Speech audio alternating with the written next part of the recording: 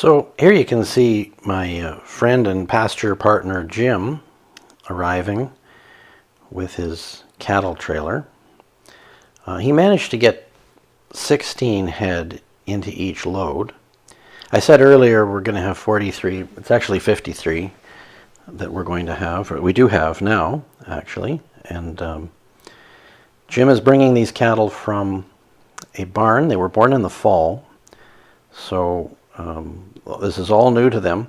They've never seen pasture before, but they don't need to have seen it to enjoy it when they get here.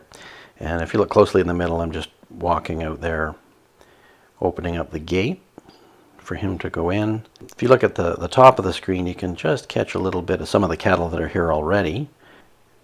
It takes, 3 full loads and a part load to get that 53 that we're going to have this year.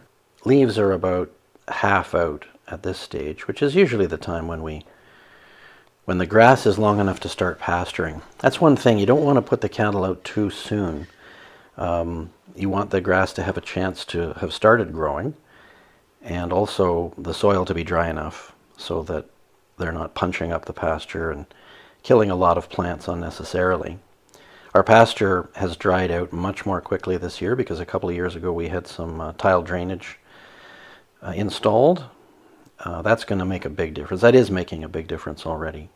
The prized pasture plants are hanging on longer.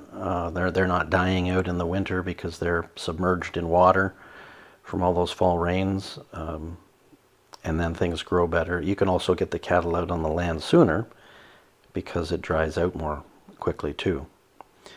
Now, you may be able to see this just going upwards diagonally to the left from the truck. You can just see a fine white line. That's a single ribbon of electric fence tape that I will use. I will extend it all the way to the lilac hedge that you see at the bottom in order to divide the pasture. But right now that first field is open. It's 5 acres in all, and here Jim's letting the cattle out. As I said, they've never been in a trailer before, so it's all kind of new to them. Average weight on these is 591 pounds, and sometimes it takes them a while to figure out how to get out of the trailer. As I said, it's all new to them. Now, at the top of the screen, you'll see some of the cattle that are already here. They see something's going on, and they're coming over to investigate.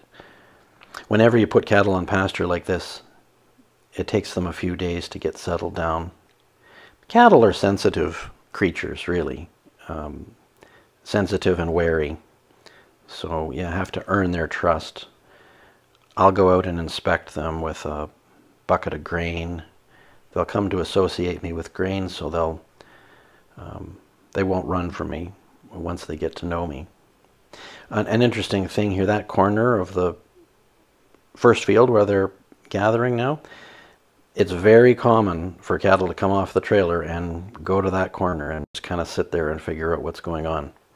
Even though from year to year the animals are different. They've never seen that spot, but it just seems to attract them. You'll also notice the zigzag cedar rail fence. We call that a snake rail fence. It's a traditional way of fencing on Manitoulin. Most of our cattle pasture is fenced with cedar rails.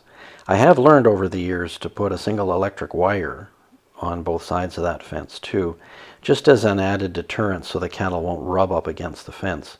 A couple of years ago, I had a section that didn't have a wire on it, and they rubbed their way right through the fence, and 56 head disappeared in the forest for 2.5 weeks.